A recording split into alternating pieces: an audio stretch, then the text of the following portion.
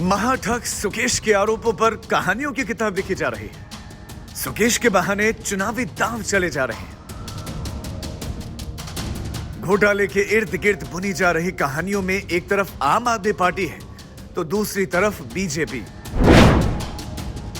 और कहानी का असल किरदार है महाठग सुकेश चंद्रशेखर। सुकेश की पहली चिट्ठी 1 नवंबर को सामने आई थी। उसमें केजरीवाल के मंत्री सत्येंद्र जैन पर गंभीर आरोप था।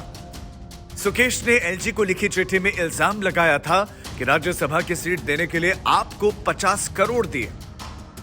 सत्येंद्र जैन ने प्रोटेक्शन मनी के रूप में 10 करोड़ रुपए लिए। तत्कालीन तिहाड़ जेल के डीजी संदीप गोयल ने भी 12.5 करोड़ लिए।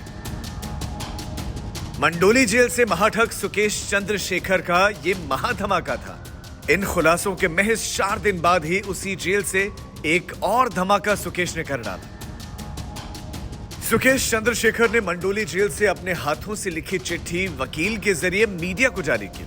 सुकेश ने अपनी इस चिट्ठी में 3 बड़े नामों का जिक्र किया। पहला नाम लिखा मुख्यमंत्री अरविंद केजरीवाल का। दूसरा नाम है जेल में बंद मंत्री सत्येंद्र जैन का। और तीसरा नाम है केजरीवाल के एक और मंत्री कैलाश गहलोत का। अपनी दूसरी चिट्ठी में सुकेश ने एलजी को लिखी चिट्ठी का हवाला दिया है। उसने आरोप लगाए हैं कि एलजी ने सत्येंद्र जैन की शिकायतों के बाद अब उसे धमकाया जा रहा है। लेकिन सुकेश की दूसरी चिट्ठी में जो सबसे बड़ा इल्जाम है वो है अरविंद केजरीवाल पर। मंडोली जेल में बंद सुकेश ने अरविंद केजरीवाल से 7 सवाल किए हैं। उसने पहला सवाल पूछा है कि आपने मुझे देश का सबसे बड़ा ठग बताया, फिर आपने किस आधार पर मुझसे राज्यसभा सीट के लिए 50 करोड़ लिए।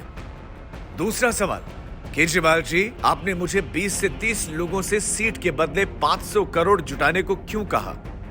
तीसरा सवाल यह कि आप 2016 में 50 करोड़ की डील पूरी होने के बाद मिस्टर जैन के साथ मेरी डिनर पार्टी में क्यों शामिल हुए। चौथा सवाल, केजरीवाल जी आप भास्कर राव को आप में शामिल कराने को लेकर मुझ पर लगातार दबाव क्यों बनाते रहे। पांचवा सवाल, 2017 में तिहाड़ जेल में मुझसे मिलने पहुंचे सत्येंद्र जैन के फोन के जरिए आपने मुझसे बात क्यों की। छठा सवाल कि 2017 में मेरी गिरफ्तारी के बाद आपने मुझसे क्यों कहा कि सब कुछ ठीक है, फिर भी कोई बात हो तो मिस्टर जैन को बताएं। और केजरीवाल से आखिरी सवाल ये कि आपने लगातार मिस्टर जैन से मुझसे ये कहने के लिए क्यों कहा कि मैं तमिलनाडु के कुछ विधायकों को आप में शामिल कराऊं। 2016-17 में मुझ पर लगातार क्यों दबाव बनाया। बीजेपी को मौका मिल गया है। महाठग की दूसरी चिट्ठी के सामने आते ही आप पर निशाना साध रही है। एमसीडी चुनाव से ठीक पहले हर कोई इस मसले पर सियासी रोटी सेकने की तैयारी में है।